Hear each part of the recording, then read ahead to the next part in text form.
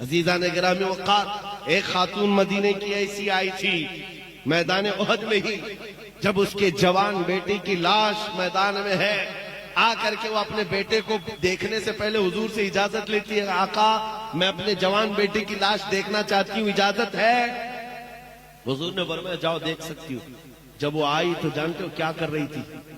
کمال کی عورتیں تھیں مدینے کی، کمال کی عورتیں، آ کر اپنے بیٹے کو دیکھا، رونا دھونا نوحہ ماتم نہیں، بچے کو، اپنے بیٹے کو، جوان بیٹے کو پلٹ دیا، لاش کو جبہ اٹھایا اور پیٹھ پر ہاتھ پھیرنے لگی، اور اس کے بعد سجدہ شکر ادا کر رہی۔ وہاں موجود صحابہ نے پوچھا بڑی بھی یہ کیا کر رہی ہو؟ وہ خاتون کیا کہتی ہے، سن بیٹا، جب یہ میرا لال گھر سے نکل رہا تھا میں نے اس کو ایک وصیت کی تھی کہ بیٹا اگر نبی پاک پر حالات سخت ہو گئے، دشمن غالب آنے لگے، پیٹ پھیر کر کے بھاگنا مت میدان سے، اور اگر بھاگتے ہوئے مارا گیا میں اپنا دودھ معاف نہیں کروں گی۔ یہ ماں نے کہا تھا، میں نے اپنے لال سے کہا تھا بیٹا دودھ معاف نہیں کروں گی، اور میں نے گھر میں سنا کہ حالات میدان میں سخت ہو گئے تھے، دشمن غالب آ گئے تھے، تو میرا دل ہچکولے کھانے لگا، کہیں میرا بیٹا میدان چھوڑ کر بھاگا تو نہیں، حضور پاک صلی اللہ علیہ وسلم کی وفاداری سے بھاگ تو نہیں گیا۔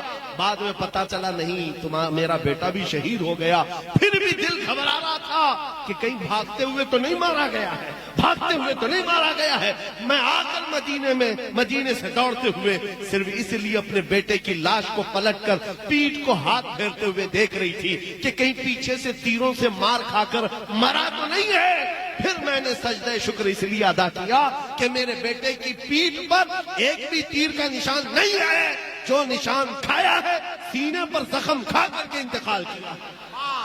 نعرہ تکبیر، نعرہ رسالت، محافظ ناموس رسالت۔ اے نوجوانوں، ان کے لیے احساس تھا، اپنے جوانوں کو، اپنے لالوں کو نبی پاک کے قدموں میں ڈال دیتے، اور اس کے بعد پھر یہ کہتے جان دی ہوئی اسی کی تھی، حق تو یہ ہے کہ حق ادا نہ ہوا۔ کیسی غلامی تھی یہ۔ آج ایک لاٹھی ڈنڈے سے بھاگ جانے والی قوم پھر عزتوں کی بات کرتی۔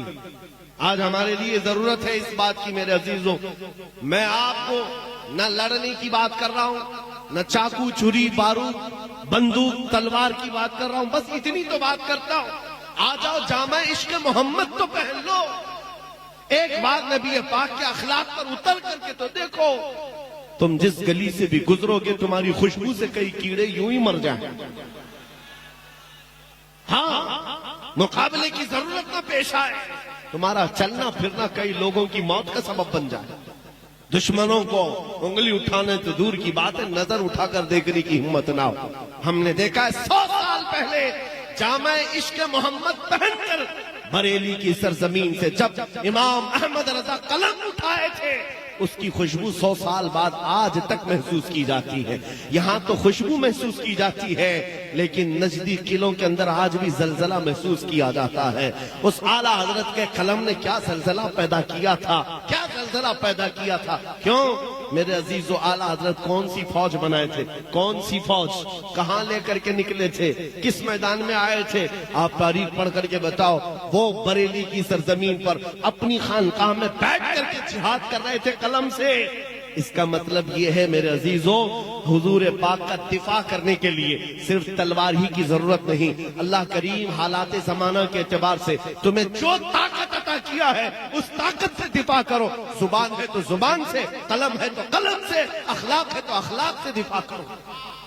دفاع ہر میدان میں کر سکتے ہو اور اس کا اثر ہوگا۔ آپ کیا سمجھتے ہیں اثر نہیں ہوتا؟ جو لوگ یہ سمجھتے ہیں نا، پہلے بھی ہم بچے تھے، خام خیالی تھی، ہمارے ایک کے چاہنے سے کیا ہوگا؟ نکار خانے میں طوطے کی آواز کوئی معنی نہیں رکھتی، یہ مشہور محاورہ ہے۔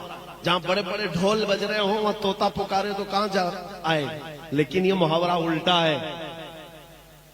کیسے بھی بڑے ڈھول بج رہے ہوں، طوطا اگر اخلاص سے پکارے تو اسی کی آواز گونجتی، اسی کی آواز گونجتی ہے۔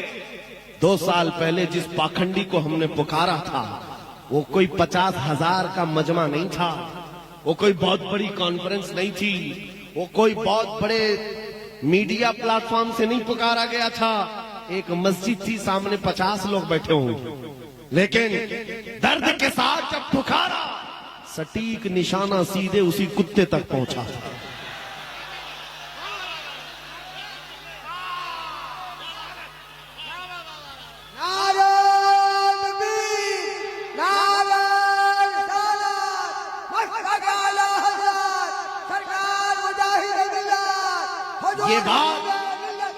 یہ بات اس لیے عرض کر رہا ہوں، اب بھول جاؤ ہمارے ایک کے کہنے سے کیا ہوتا ہے، یہ کہنا چھوڑ دو، یہ کہنا چھوڑ دو، تنہا بھی کھڑے ہو جاؤ۔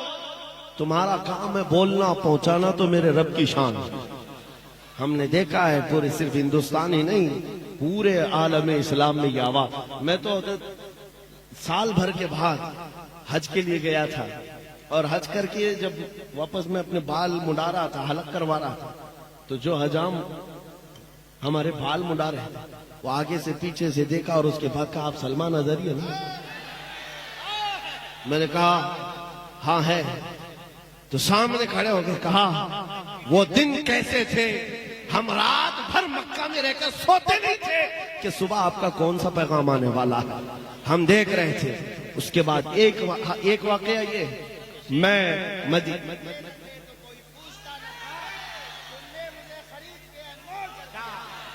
مدینہ طیبہ سے ہماری زندگی کا خلاصہ میں بتا رہا ہوں، پورا ہندوستان کتنا چاہتا ہے یہ اپنی جگہ پر۔ مدینہ طیبہ میں حاضری دے کر باہر نکل رہا تھا، صفائی کرنے والے وہ ہمارے ملک سے ہوں گے یا پاکستان سے ہوں گے، ڈریس پہنے رہتے ہیں، اور وہاں پر بھی وہ لال دوپٹے والوں کی ان کی نظر زیادہ ہوتی، بچتے بچاتے۔ قریب میں آئے، جنت البقیع کے پاس جا رہا تھا، ایک صاحب آئے، انہوں نے پکڑ کر کہا میں آپ سے مصافحہ کرنا چاہتا ہوں، ہاتھ چومنا چاہتا ہوں، وہاں نہیں کر سکتا تھا، یہاں تک آ گیا آپ کے پیچھے۔ میں نے کہا ٹھیک ہے مل لیتے ہیں، مصافحہ کیا۔ اس کے بعد انہوں نے کہا رمضان المبارک کے دن تھے جب آپ ہندوستان میں بیٹھ کر اعلان کر رہے تھے اور کورونا کے سخت لاک ڈاؤن چل رہے تھے، مسجد نبوی میں لوگوں کا آنا جانا بند تھا، ہم صفائی کے لیے اندر جاتے تھے اور دل اتنا بے قرار ہوتا، رات کو جب آپ وہاں سے کچھ اعلان کر رہے ہوتے میں موبائل چالو کرتا اور حضور کے قدموں میں جا کر یوں رکھتا تھا اور کہتا تھا کہ اے اللہ کے نبی اس بندے پر آپ توجہ فرماتے۔ یہ ان کا محبت کا، ان کے اخلاص کا یا ان کی یہ ہمدردی کا اظہار تھا، لیکن اسی دن میں نے سمجھ لیا ہماری بات حضور کے قدموں تک پہنچ گئی، یہ ہماری زندگی کی معراج ہے۔ اگر حضور پاک صلی اللہ تعالی علیہ وسلم تک یہ بات پہنچ رہی ہے اور پہنچی نہ ہوتی تو یہ مدد کا حال ہوتا بھی نہیں، یہ حالات ہوتے بھی نہیں، یہ ان کا کرم ہے، ورنہ مجھ میں تو ایسی بات نہیں۔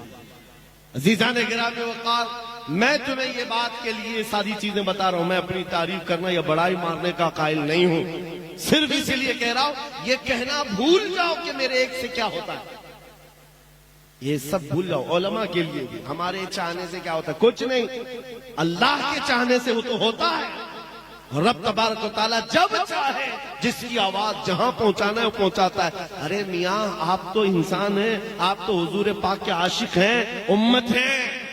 بغداد میں تتاریوں نے جب حملہ کیا تھا پورے مسلمانوں کو ایسا مظلوم، ایسا ظلم کیا تھا کہ بیڑیوں میں باندھ کر کے بادشاہ کے سامنے لا کر کھڑا کیا، اور جانتے ایک پادری کو لا کر کے گستاخی کرائی جاتی تھی، حضور کے شان میں گالیاں دلائی جاتی تھی، ایک مسلمان بھی کھڑا ہونے کی طاقت نہیں رکھتا، سب کی زنجیریں بندھی تھی۔ ان حالات میں کون تھا جو نبی پاک کی عزت کی دفاع کر رہا تھا؟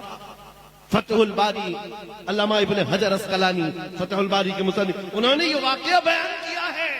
تتاریوں کے دربار میں بادشاہ کا ایک کتا تھا پالا ہوا، اور سونے کی زنجیر سے بندھا رہتا تھا، ٹرینڈ کتا ہے، آوارہ نہیں، بادشاہ کا کتا تھا۔ پادری جیسی گستاخی کرنے لگا کتا وہیں سے بھونکنے لگا۔ لوگوں نے کہا دیکھ تیری باتیں اسے اچھی نہیں لگ رہی، بھونک رہا ہے۔ پادری نے کہا اسے کیا سمجھ آتی ہے کہ میں کیا کہہ رہا ہوں؟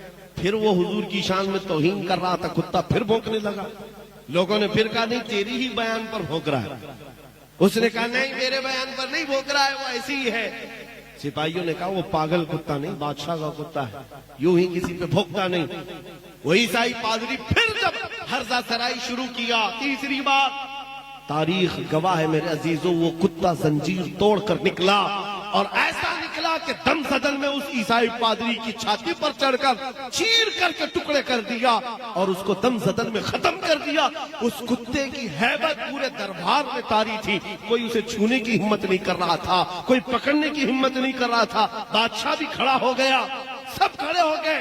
اور اس وقت تاریخ میں موجود ہے, اس واقعے کو دیکھ کر 10,000 تتاریوں نے اسلام قبول کر لیا تھا. 10,000 تتاریوں نے اسلام قبول کر لیا. اور اسی لیے ہم کہتے ہیں میرے عزیزو, دفاع کرنا ہے, کھڑے ہو جاؤ, کوئی مسئلہ نہیں, اللہ کی مدد آئے گی. مجھے بغداد شریف میں ہمارے پڑوسی ملک کے ایک صاحب ہیں, مولانا صاحب ہیں, انہوں نے کہا تھا آپ اتنا بول رہے ہیں, آپ کے ملک میں یہاں کے حالات تو ہم سنتے رہتے ہیں, بڑے سخت ہیں, یا موب لنچنگ, مارے جاتے, سارے ایسے ویسے حالات ہیں, پھر آپ کیسے بولتے ہیں؟ ہم نے ان سے کہا تھا آپ سے زیادہ ہم آزاد ہیں الحمدللہ. وجہ یہ ہے کہ ہم نبی پاک صلی اللہ تعالی علیہ وسلم کے وہ کتے ہیں جس کو اعلیٰ حضرت نے کہا تھا کیوں دبے جس پہ حمایت کا ہو پنجہ تیرا, کیوں دبے جس پہ حمایت کا ہو پنجہ تیرا, شیر کو خطرے میں لاتا نہیں کتا تیرا. سگے طیبہ سب مجھے کہہ کر کے پکارے بے دم, یہی رکھیو میری پہچان مدینے والے. عزیزان گرامی وقار